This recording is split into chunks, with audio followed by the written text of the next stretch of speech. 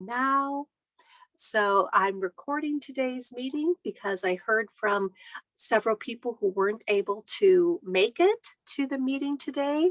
So whether you're here with us live or you are watching the recording, I'm really glad that you're here on this Mardi Gras afternoon. I'm dressed for Mardi Gras. I love Mardi Gras. And even though I'm in my house at the home office with my giant cat sitting behind me, I'm still going to celebrate Mardi Gras and dress like it.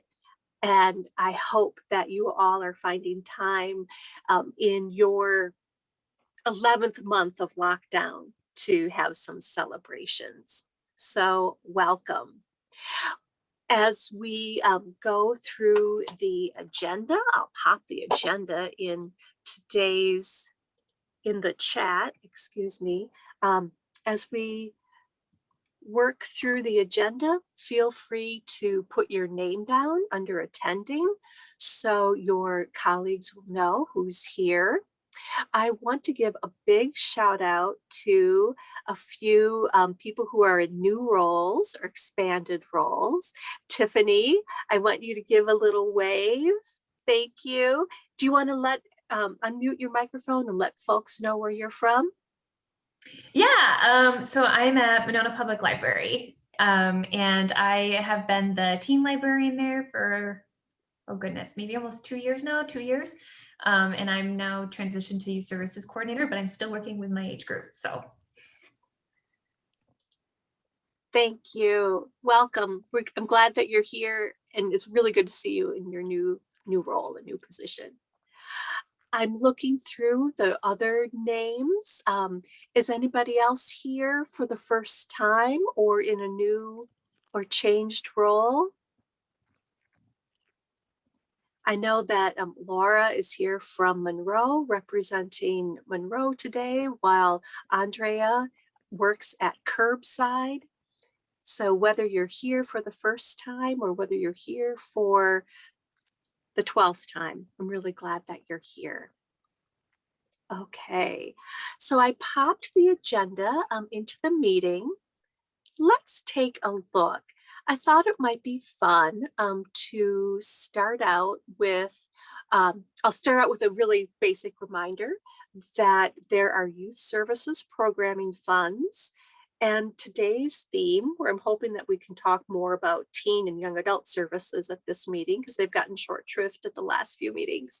I want to remind everyone that the youth services programming funds goes up from ages 0 all the way up to 18. So those dollars can be used for teen services programs too.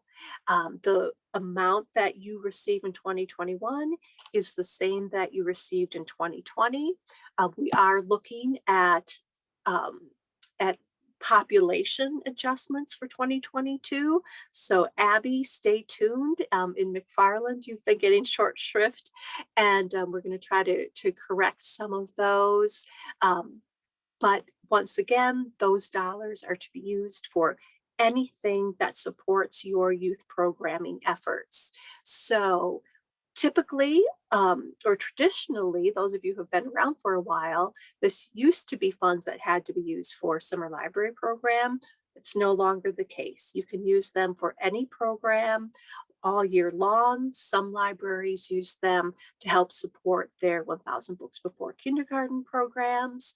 Other libraries use them for school kickoff events later on in the season.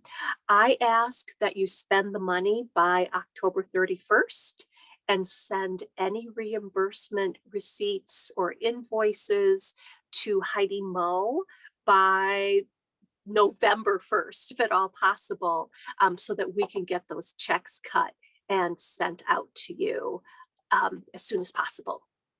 Okay, so if you have any questions about how to spend it, excuse me, let me know. And we ask that you can't use it for general collection development, but you can use it for programming. One way that some libraries have asked me, I don't know if they're going to spend it this way, is you could buy an inflatable movie screen if you wanted to do movies outside. So that is something that would definitely support your youth programs, youth literacy programs. It's probably something you would use beyond youth programming too. I'm fine with that. Okay, so if you have questions, let me know. You can get reimbursed for any performer contracts, any performers that you do. So get creative this year.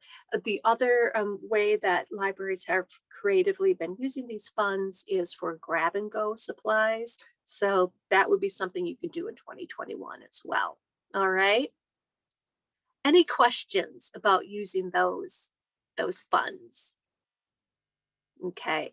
Let each other know. So feel free to use Teen Talk or use Kids List if you've come up with a really fun way of using those dollars, an innovative way of using them that others might find interesting and useful too. Okay. All right. So I'm going to jump ahead now to 2B, the Youth Media Awards for teen readers. So the Prince Award and the Alex Award, all of the YALSA awards were announced late last month. And I admit that I have a lot of reading catch up to do. But I'm wondering if any of you have read the award winning books, how you're feeling about them, even how you're publicizing them in your library. And I'll put a pause here. I am going to share my screen so we can take a look at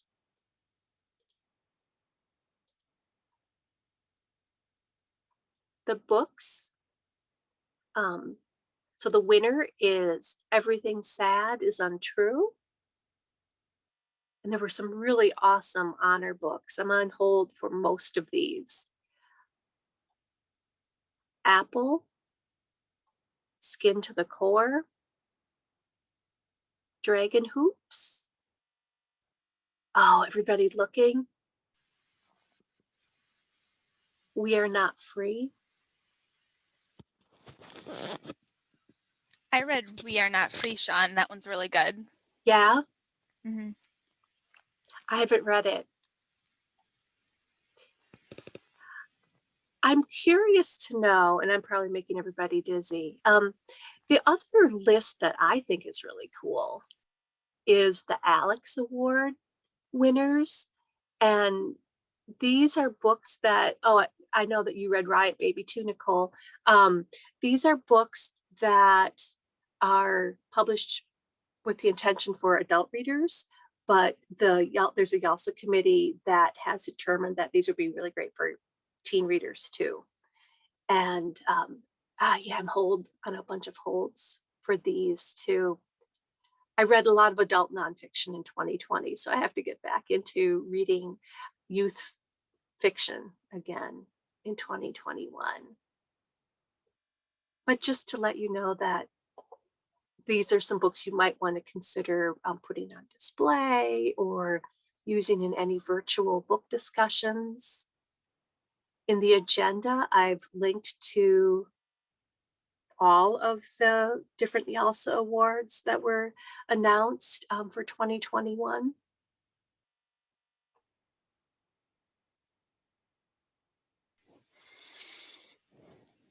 I'll take the screen back.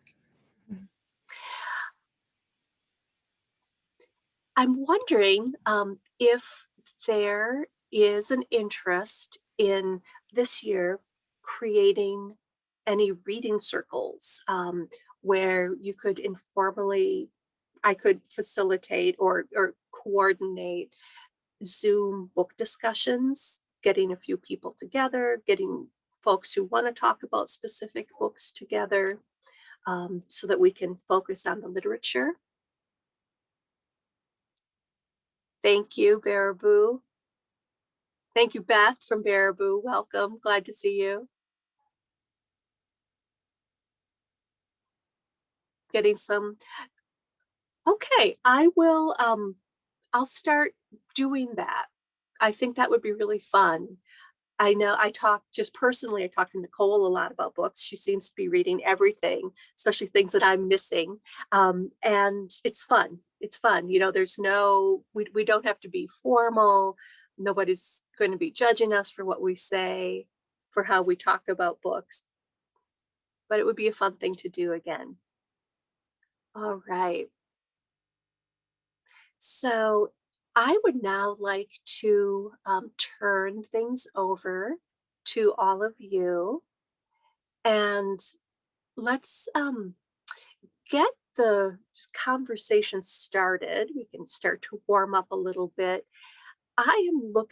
We haven't scheduled the 2021 teen programming workshop yet. This is typically a workshop that we do in person. Last year, we had to cancel it at the last minute, but then we rescheduled it to make it a virtual program in May, and things went really well with that, with Catherine Schuss, whose program we recorded. So I'm looking for any ideas about what would you like to see. Are there any potential speakers who you'd like to hear from for the 2021 teen programming workshop, which probably will take place in either April or May. It'll be a little bit later again this year.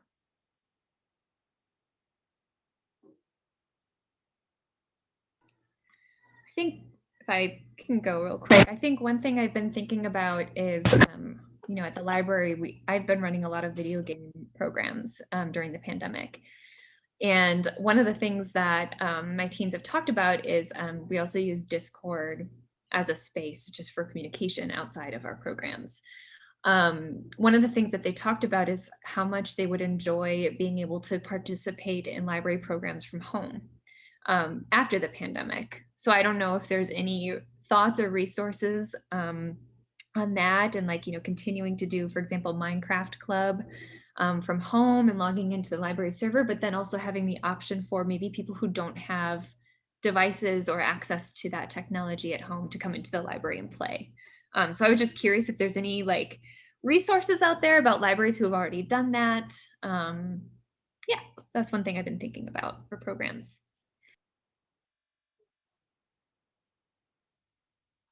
Thanks, Tiffany. Has anybody done that? Okay. I'm just jotting that down. Cambridge, we offered a virtual Minecraft program just before Christmas.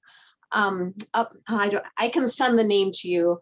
High school boy, actually, he was very professional, and he gave me a recorded lesson about Minecraft, but he was willing to do Zooms, and was pretty affordable.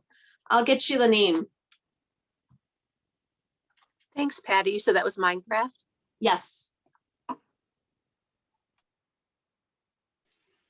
It's a little different, but I'm hoping to continue my book club in person once we can do that again, as well as virtual. So I'm trying to play with how to do both of those things at the same time too. Yeah, like so many things, I just feel like the pandemic has changed so much Mhm. for all of us in so many regards. And so, yeah, it's been interesting to see this adjustment as well among my patrons. So We had book club members return to our group that had moved out of state. And so now they're back, and we're so excited to have them. We don't want to lose them again. That's great.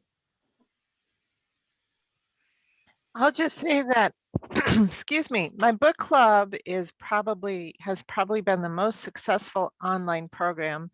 And I've had more kids join my book club since COVID than ever before. And but it's a tween group. So it's kids who are starting at about 10 and up, and actually I have some that have gone into high school now that are joining us because they just like it, and same thing, we have some who are out of the area who are beaming in to join us, which is really fun.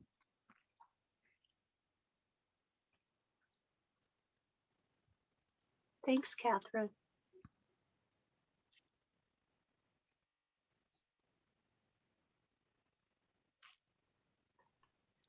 I have a request.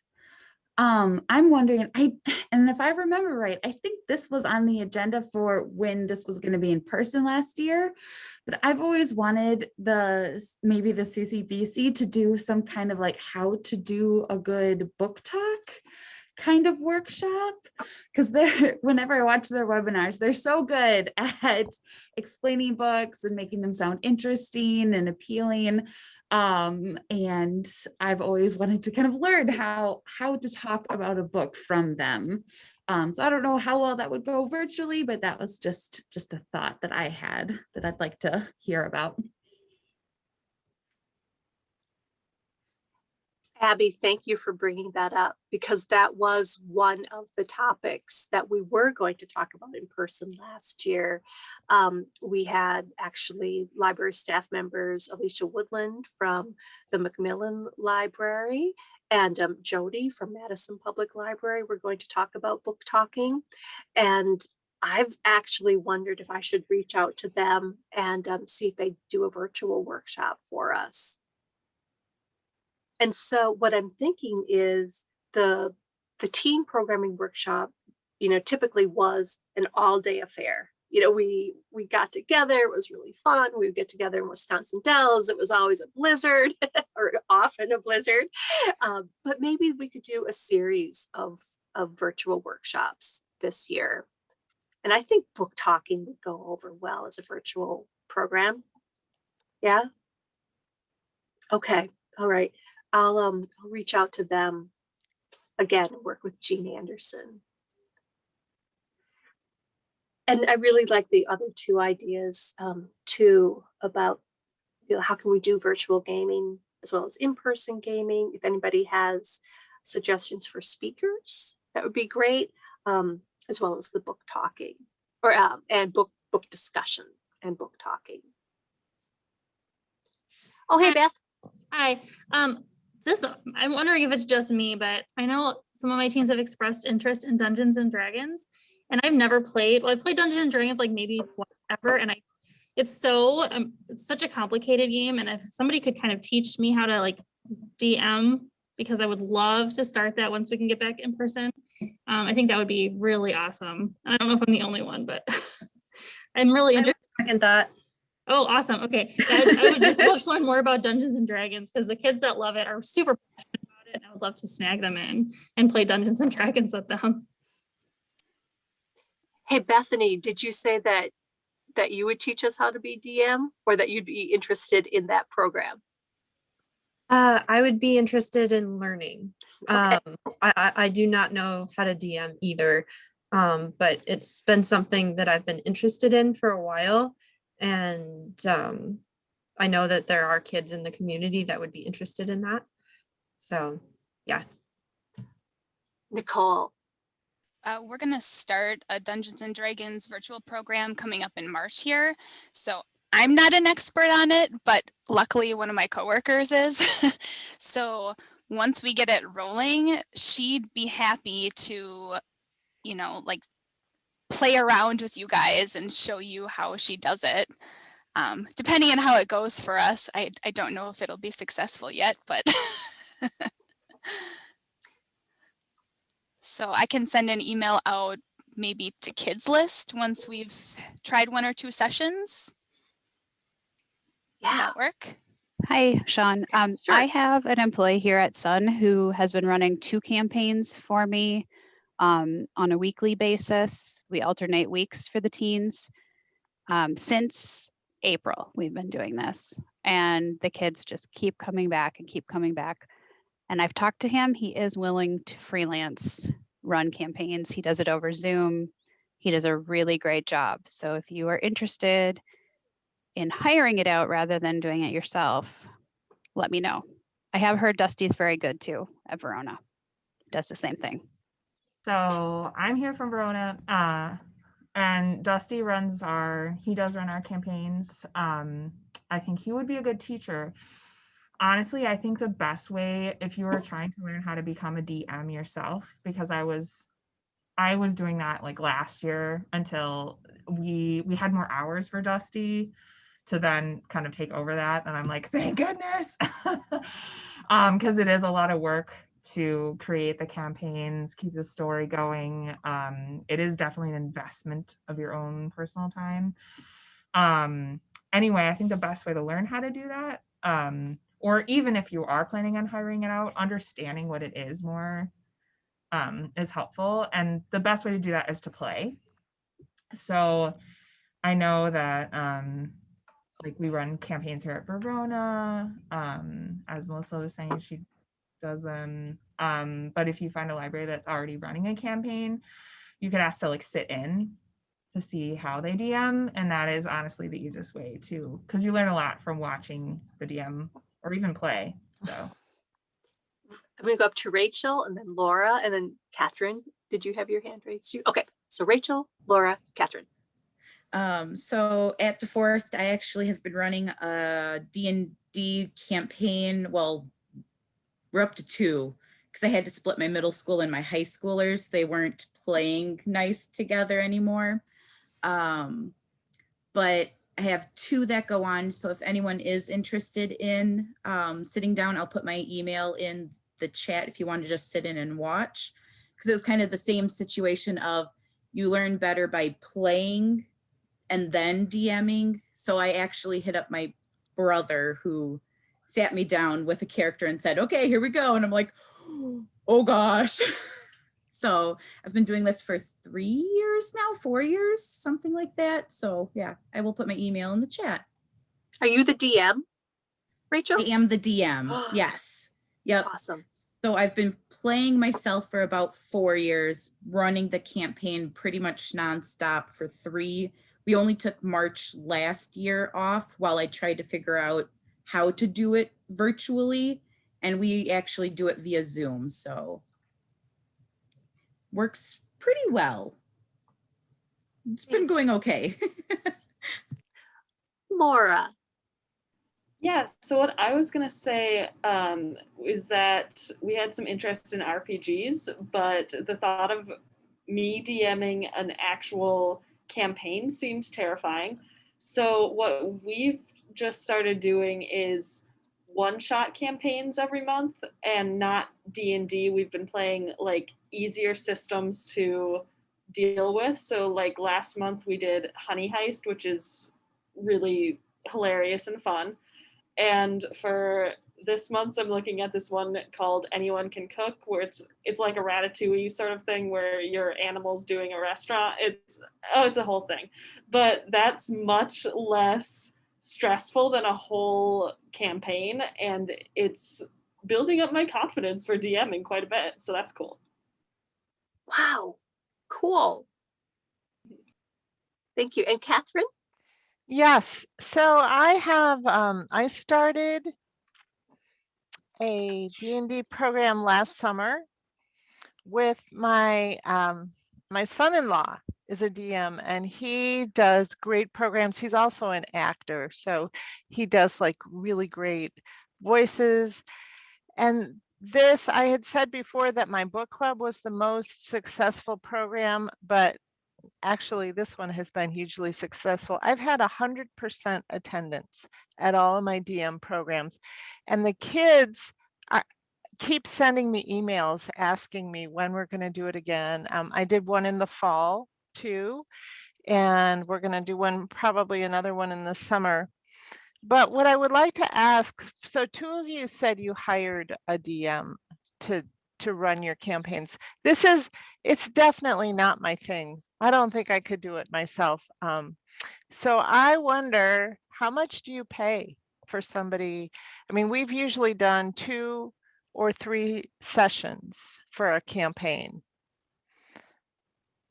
Does anybody have feedback on what they've paid their DMs? I can say, so based on Leah at Verona, based on her suggestion, I hired Dusty Carls, and I worked with him and he was very flexible, and we ended up working it out that I pay him $20 an hour and each session is an hour and a half for 10 sessions. that's how it worked out for us. So it was $20 an hour and a half each time for 10 weeks. So that's what worked for us. So $30 a session then, right? $30 a session if it was an hour and a half? Correct. Yep. Okay.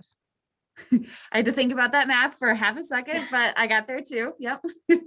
Yeah, okay. So I'm curious because I'm working with my son-in-law, and of course it gets a little iffy talking about how much to pay because, you know, it's family.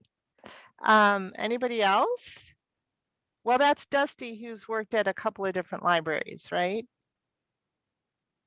My impression. I heard his name twice, I think. Yeah.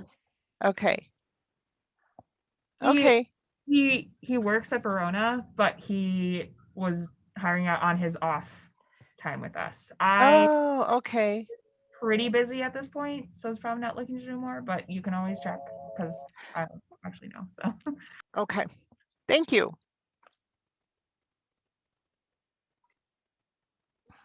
I will say I made the mistake at the beginning last summer when I was going to hire him.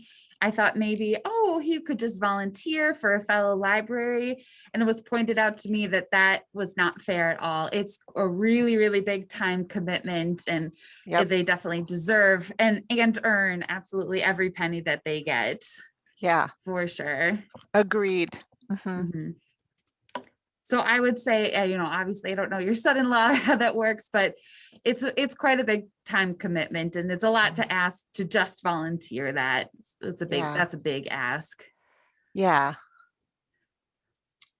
And the last time he did a session for us, he actually had the kids, you know, create their own characters and their own story. So, you know, it was really a lot of facilitating. And the kids love it so much. They have kept going even just on their own in between sessions, which is so great.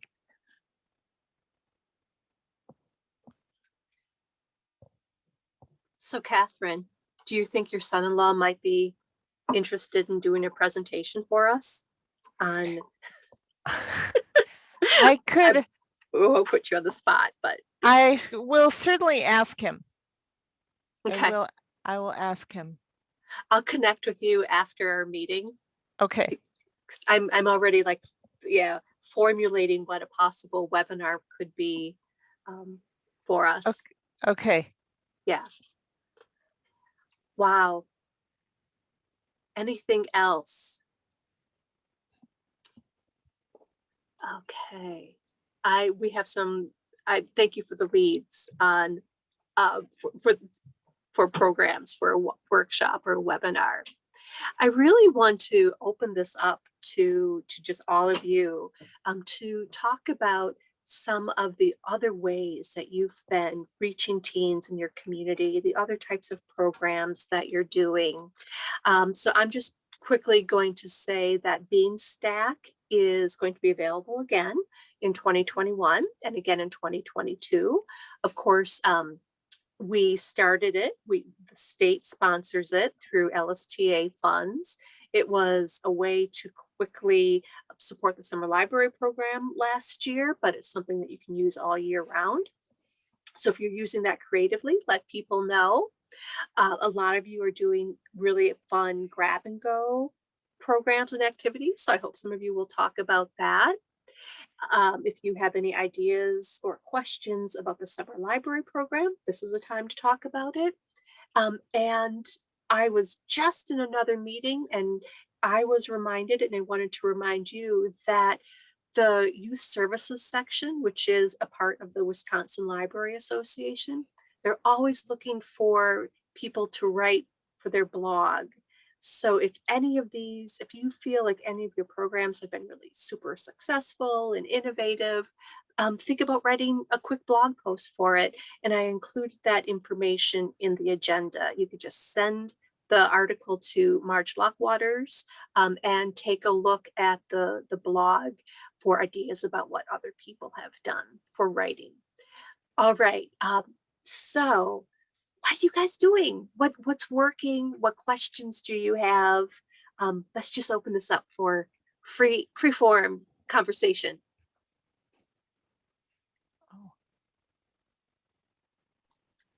Catherine, go ahead. Okay.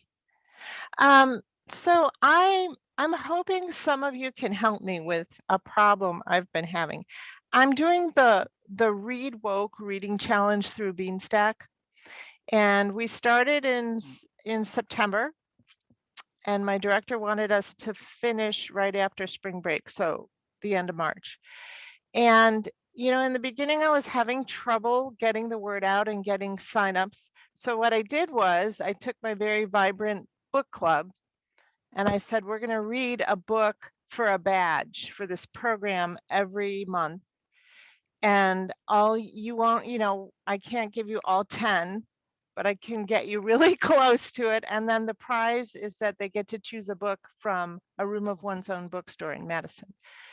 And these are kids who are super avid readers, and they are reading all these books, and I just cannot get them to go online and log their progress. And I'm wondering, you know, I think maybe it has something to do with the amount of work they have for virtual school already. But I wondered if anybody else is having this problem and what you do about it.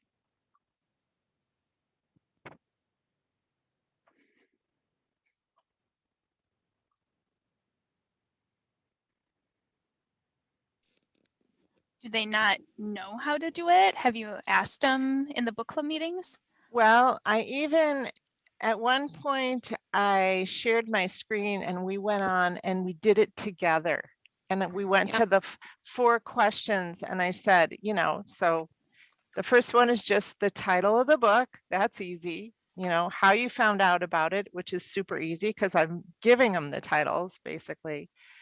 And then, you know, just one sentence and then sharing it with somebody else. So I have shown them how to do it, and I keep reminding them every email. I keep reminding them, you know, this qualifies for your reading program. Go ahead and put it in there.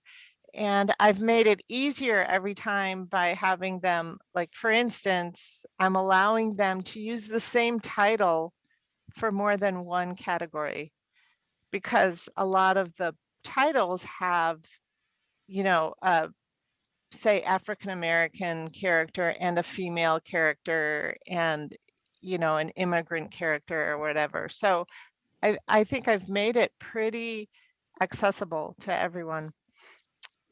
Yeah, I don't know. Have they downloaded the free app and used that on a device instead of on a computer? Well, I don't know. I could ask that question. Maybe that would appeal a little bit more. That's all I Mhm. can think of. Okay. I will mention that. It sounds like you're making it as easy as you can. Yeah.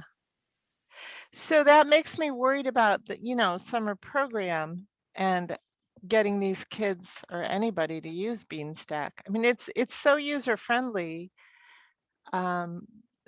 Maybe it's just our community. I don't know.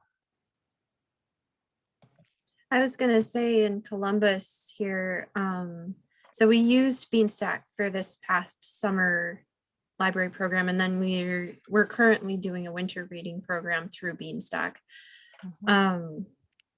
There has been a fair bit of resistance to using the app just because up to this point, like we've been giving out the paper logs and it's super simple for them to like paste it up on their fridge and mark it off as they go and fill in the circles or whatever. So we've had a little bit of pushback with it.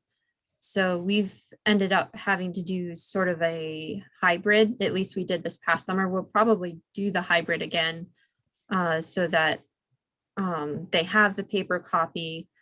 And then if they really don't want to get into the app, we're going to assign to probably myself with some of my spare time and then one other person just like data entry. Because you can log their reading and stuff for them. Right. So we're looking at having to do that for our community. And the other thing is too, since we're a little bit more rural out here, not all the farms have internet. Mm. So Mhm. if they feel that their library time is better used browsing than being on the computer and getting it all logged in, I want to support that, because if they're Sure. in browsing and finding more books to read, that's the best thing. Mhm.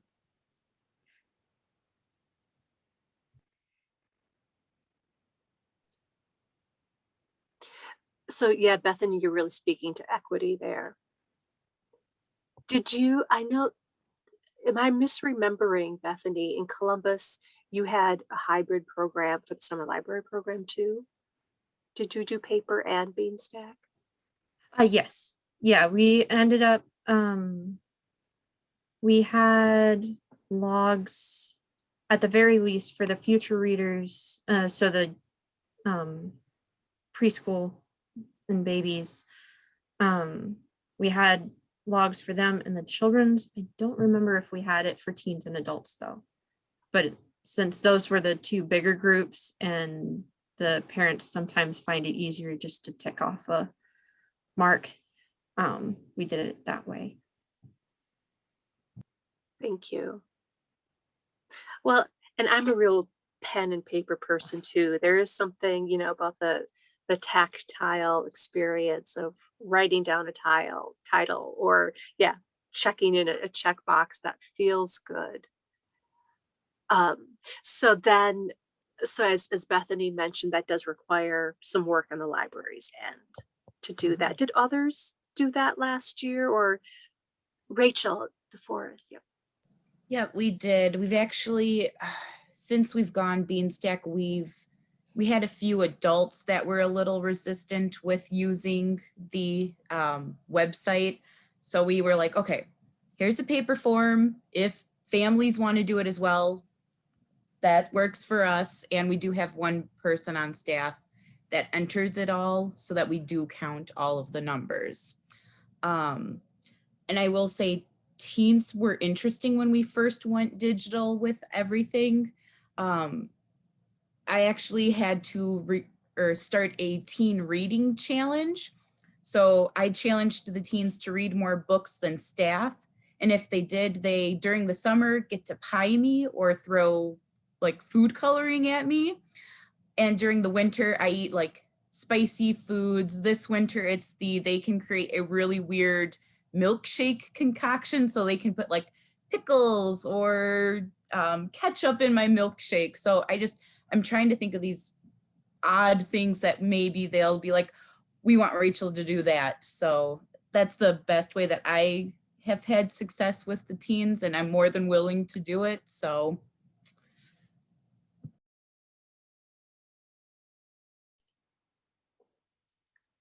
Thank you. Thanks for your bravery. I know Baraboo, you've done some things like that too.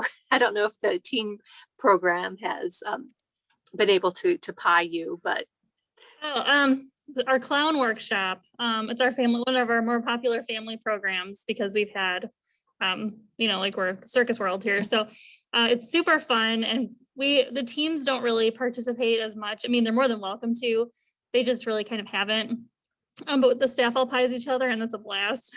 But maybe I will figure out how to incorporate that for the teens this year, because I think they would. I mean, who doesn't love to pie an adult, right? It's so fun.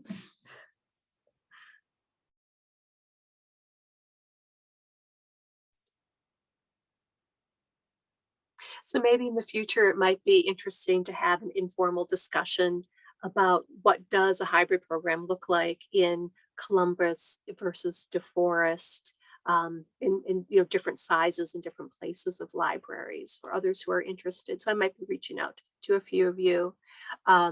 If you've done a hybrid program and we haven't mentioned you, please let me know if you'd like to talk about yours. So let's look at the chat. I want to make sure that I feel like I haven't been paying attention to the chat, and I apologize for that. So Melissa from Sun Prairie brings up that some of her teens are part of their family group on Bean Stack, and that might be a barrier that they don't have access to log in to their own reading. So that's something to consider. And oh, Patty, do you want to talk about what the 4-H has been doing for you in Cambridge? I'm assuming those are virtual programs, but do you want to fill us in a little bit? Yes. Yeah, it works pretty well because they need to fulfill their whatever their steps, so they can do it through the library. So far, we had a boy teaching us how to put a bike chain back on, and this month, a girl's gonna show us how to make a circuitry bracelet, and she's gonna provide some take and make bags. We're gonna reimburse her for those. So yeah, it works out pretty well because we're helping each other out.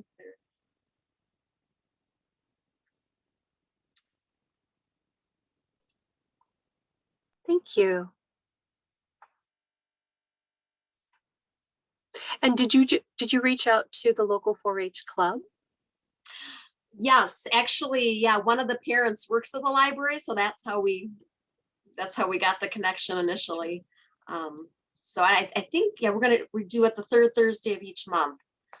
So we'll be posting the next one in a couple days. Thank you. I love the idea that you're helping the club members with their requirements too. It's a really great partnership. How about anyone else?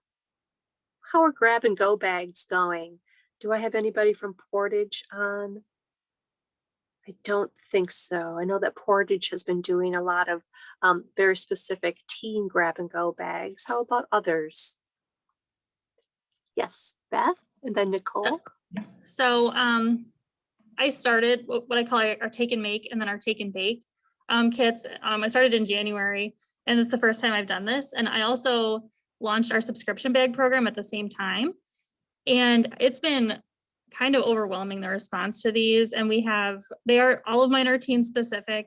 But we've had a lot of people call and ask if they have them for adults, if they have them for younger kids or families. So I know my supervisor was talking about potentially looking into that for the fall after summer for the younger kids. But the subscription bags especially kind of are just, it's been like doubling since we started this. And it's crazy. Like, go home and think about these books for these kids. But yeah, having a lot of fun with those. And it's been a really great way to reach out to our homeschool families too. And I'm really glad that was a way to reach out to them as well. Can you tell us a little bit more about your subscription bags, the types of books or the number of books you're putting in, how you decide? Yeah, I would love, this is like my passion project. It's my baby. I read a lot and I'm kind of behind on NetGalley, but the way the subscription, so I get surprise subscription in the, I like a Disney one that I get every month in the mail. And for me to do that, I had to fill out a really extensive questionnaire. So I kind of replicated that experience for the kids. And it was, tell me about all the genres you'd like to read. Tell me about what you love in a book, what you don't like. I mean, it's pretty descriptive.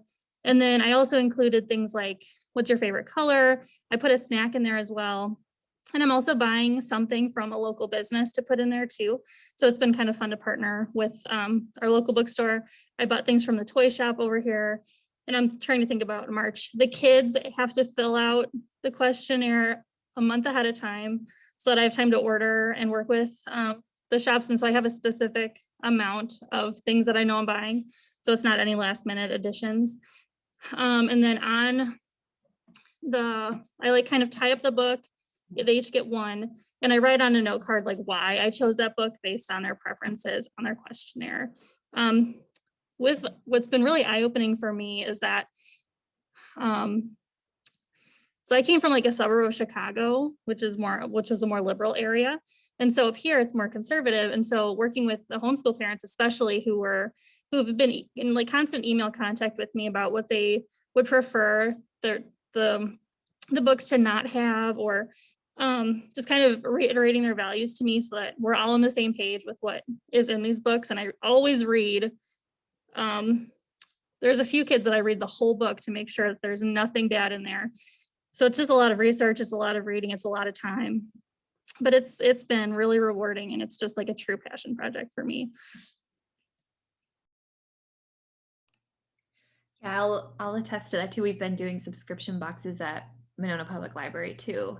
And yeah, it has been really overwhelming, like you were saying as well, just the response. And I feel like it's going to be it's something that I'm definitely going to continue after the pandemic, I think, because it's so popular. And I've had so many parents reach out and say, my kids are actually really excited to read now that they're getting a box with, goodies and different things like that. I do a similar process to you as well with the form. I have individuals fill out the a reading preferences form so that kind of helps guide Reader's Advisory. I was packing the boxes as well, but that got to be a lot of work, and the goal was kind of to increase capacity of how many we could serve. So I teamed with our circulation department, and they have been helping pack boxes. So basically what I do is I come up with a list of books for each individual, and I place a hold on it. It comes to the library, and then I also package up all our, an activity that I put in each month, as well as candy, treats, goodies, erasers, whatever.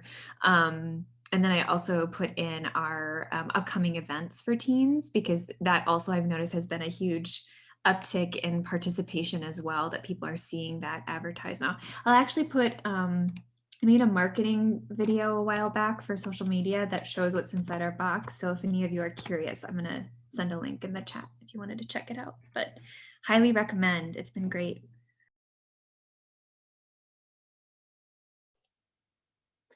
Nicole?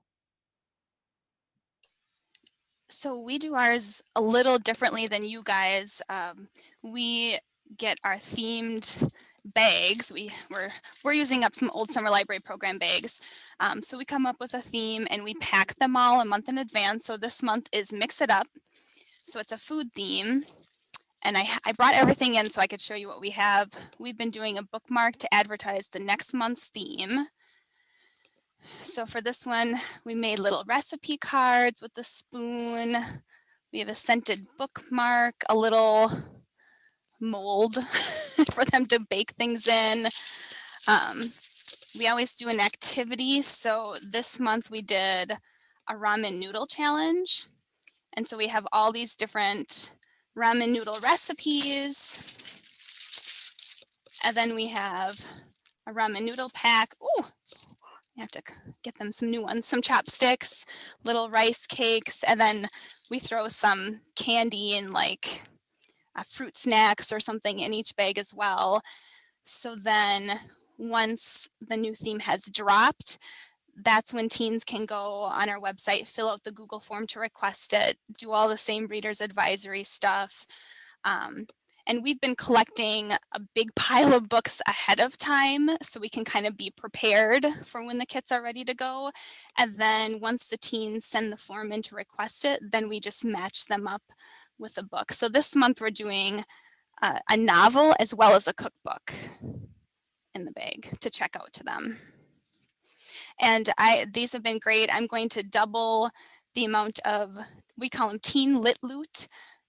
So we're going to double the amount that we do right now in the summer, and then we're also going to start doing some kids lit loot ones in the same fashion.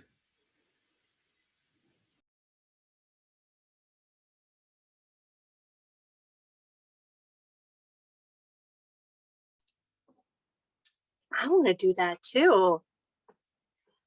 So, Bethany, excuse me, not Bethany, Tiffany, you mentioned that you have the video and that you've posted it in chat. Thank you so much. Others, if you want to take pictures of what your boxes or bags look like, just take some pictures and post them to Teen Talk or Kids List and share them with others, because that'll be really useful. If you want to share your questionnaires or your forms or any of your activity sheets, documents, feel free to do that too. You'll be helping out your colleagues. I have a question for those of you who have described your subscription boxes. Are you primarily, especially I'm looking at you, Beth, are you looking at books that are only in your collection, or are you putting holds on materials? I think others might have questions about that too. Yeah, so for me, because with how we're not open, like fully open to the public, I've noticed my numbers have been going way, way down.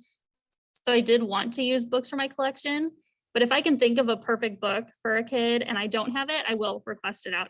And a lot of times the books that I'm trying to give them are like newish books, so I know they haven't read them yet.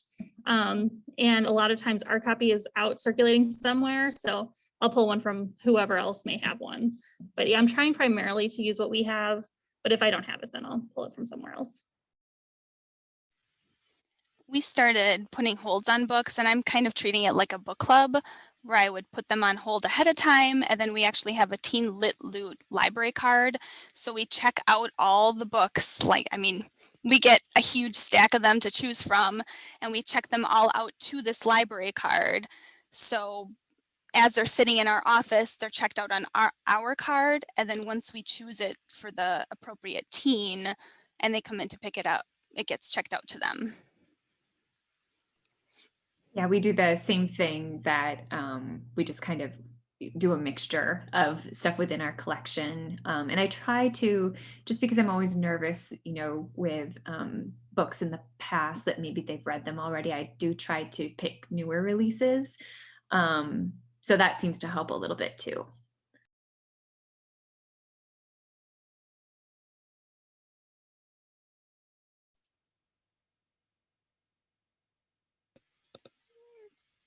I should say too, and maybe we don't need to do this, but we've been picking books that are within the theme.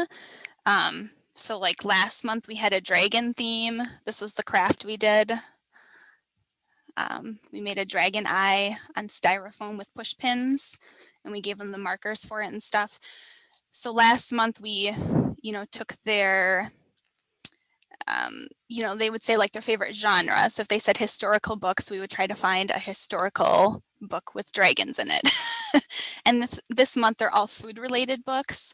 So that's partially why I'm putting holds, especially on multiple copies of some of the really good ones, because we're being maybe too specific. I don't know.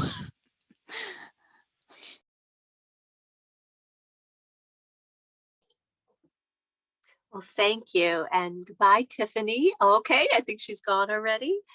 We do have 4 minutes left. Oh my gosh, this hour has flown by. Are there any other questions that people had? Did I forget to point to anybody? Did I miss anyone? So I think that our next meeting is exactly 1 month from today, on another Tuesday at 1 o'clock.